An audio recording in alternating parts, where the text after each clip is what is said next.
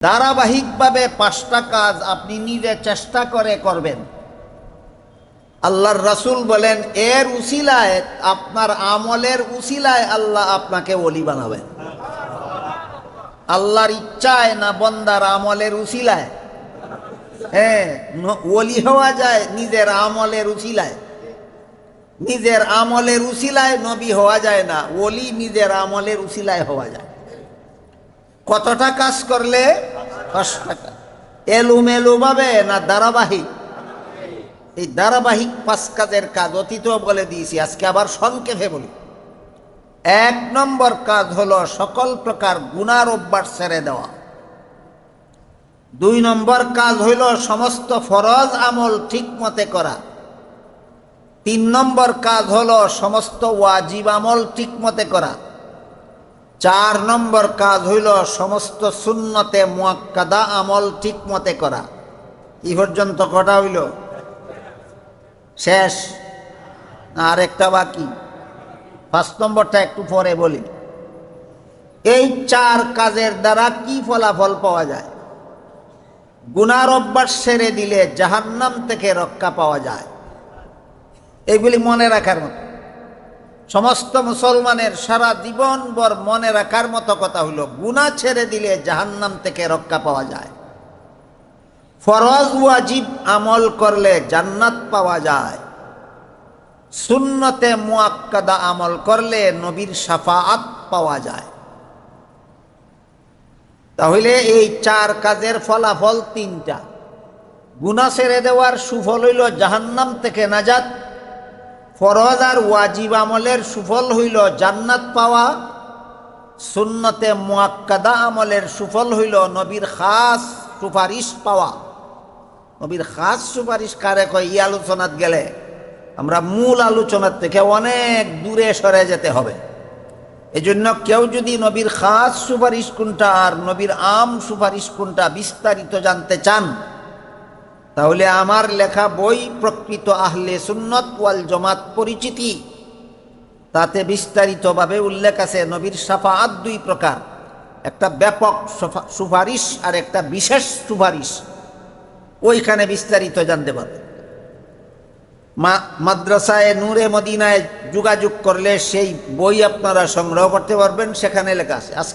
আজকের জন্য সংক্ষেপে আমরা মনে রাখি, সুন্নতে মুআক্কাদা নিয়মিত আমল করার সুফল হইল নবীর খাস সুপারিশ পাওয়া যায়। বুঝে থাকলে একটু দয়া করে বলবেন, গুনার অভ্যাস ছেড়ে দিলে কি সুফল পাওয়া যায়? জাহান্নাম থেকে নাজাত। ফরজ ওয়াজিব আমল করলে কি সুফল পাওয়া যায়? জান্নাত পাওয়া যায়।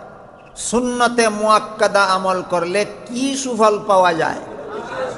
নবীর খাস সুপারিশ পাওয়া যায়। এখনো আপনি আল্লাহর ওলি হতে পারেননি। জাহান্নাম থেকে নাজাত পাওয়ার যোগ্য হলেন, জান্নাত পাওয়ার যোগ্য হলেন, নবীর খাস সুপারিশ পাওয়ার যোগ্য হলেন, কিন্তু এখনো আপনি আল্লাহর ওলি হতে পারেননি। এই জন্য সহিহ বুখারী শরীফের হাদিসে উল্লেখ আছে, রাসূল করিম সাল্লাল্লাহু আলাইহি ওয়াসাল্লাম বলেন 5 নম্বরটার দ্বারা ওলি হওয়া যায়। 5 নম্বরটা হইল নফল বন্দেগীর দ্বারা। কিসের দ্বারা? নফল বন্দেগী। রাসূল বলেন এই 4 কাজ করার পরে যে যত বেশি নফল বন্দেগী করবে সে তত বড় ওলি হবে আল্লাহর। কাজেই ওলি হওয়া যেমন তেমন ব্যাপার নয় যে 5 কাজের দ্বারা ওলি হওয়া যায়। এর প্রথমটাই অত্যন্ত কঠিন। সকল প্রকার গুনার অভ্যাস ছেড়ে দেওয়া সোজা ব্যাপার নয়। কি মনে করেন আমরা? 5 কাজের প্রথম কাজটাই তো সকল প্রকার গুনার অভ্যাস ছেড়ে দেওয়া, সহজ ব্যাপার নয়।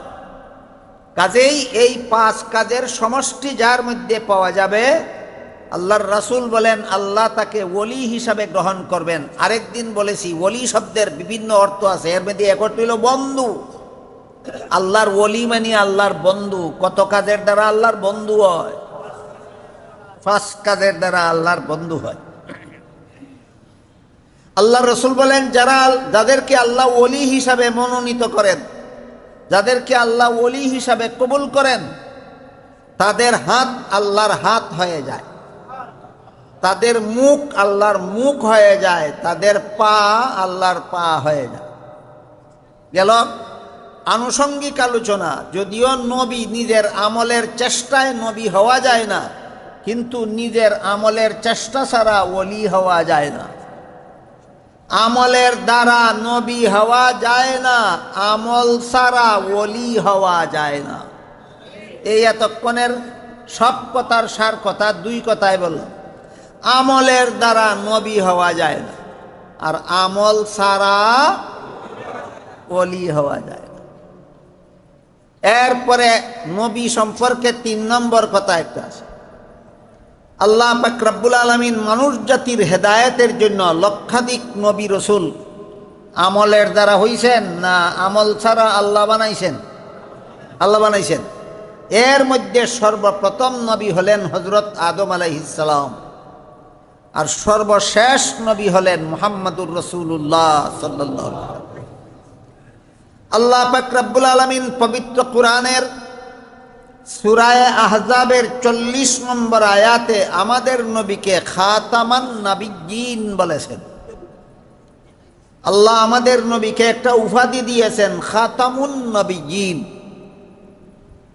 এক হাদিসে রাসূল করিম সাল্লাল্লাহু আলাইহি ওয়াসাল্লাম এর অর্থ বলে দিয়েছেন পরিষ্কারভাবে। রাসূল বলেন, লা তাকুমুস সাআতু হাত্তা ইউবআসা দাজ্জালুনা কাযযাবুনা কুল্লুহুম ইয়াজআমু আন্নাহু নাবিয়্যুন ওয়া আনা খাতামুন নাবিয়্যিনা লা নাবিয়্যা বাদি। এর অর্থ হলো, আমার পরে কিয়ামত পর্যন্ত যদি কেউ নবী হওয়ার দাবি করে তাহলে সে হবে মিথ্যাবাদী দাজ্জাল। আমাদের নবীর পরে যদি কেউ নবী হওয়ার দাবি করে, নবী বলেছেন সে হবে মিথ্যাবাদী দাজ্জাল। এটা তিরমিজি শরীফের হাদিস। কেন? আমার পরে আর কেউ নবী হওয়ার দাবি করলে মিথ্যাবাদী দাজ্জাল হবে কেন? কারণ বর্ণনা করে রাসূল বলেন, ওয়া আনা খাতামুন নাবিয়্যিন।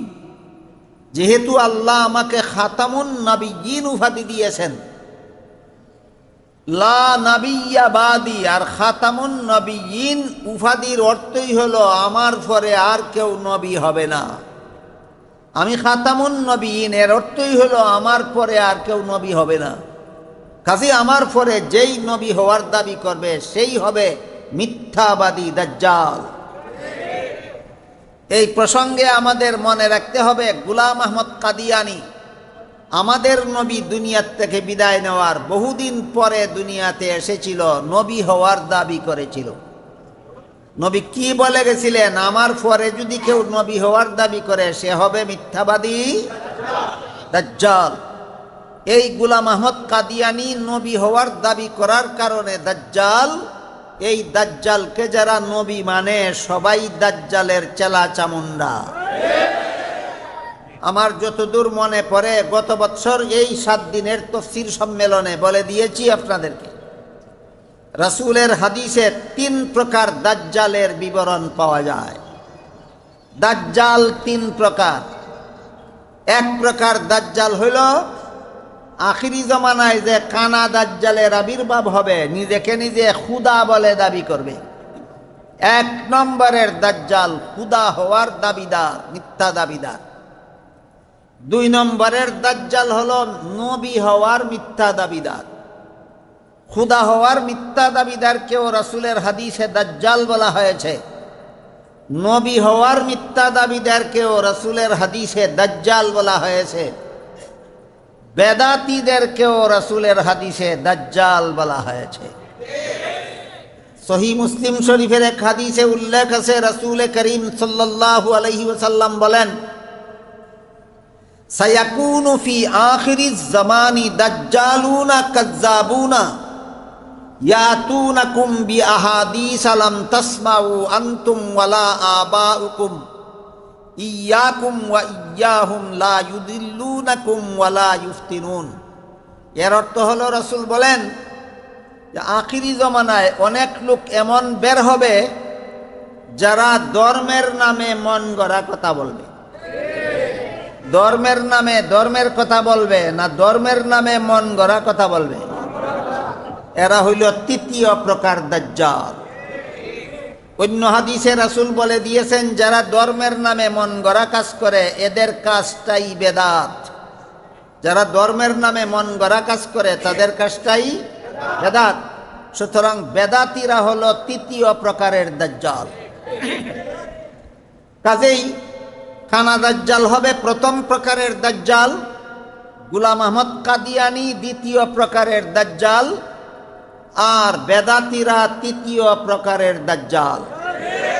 রাসূলের হাদিসে এই তিন প্রকার দাজ্জালের আলোচনা হয়েছে এবং তিন প্রকার দাজ্জাল সম্পর্কেই রাসূল তার উম্মতকে সতর্ক করেছেন, সাবধান করেছেন।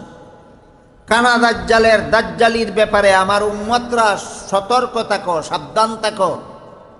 নবী হওয়ার মিথ্যা দাবিদার দাজ্জালদের ব্যাপারে সতর্ক থাকো, সাবধান থাকো। বেদাতি দাজ্জালদের ব্যাপারে উম্মতেরা সতর্ক থাকো, সাবধান থাকো।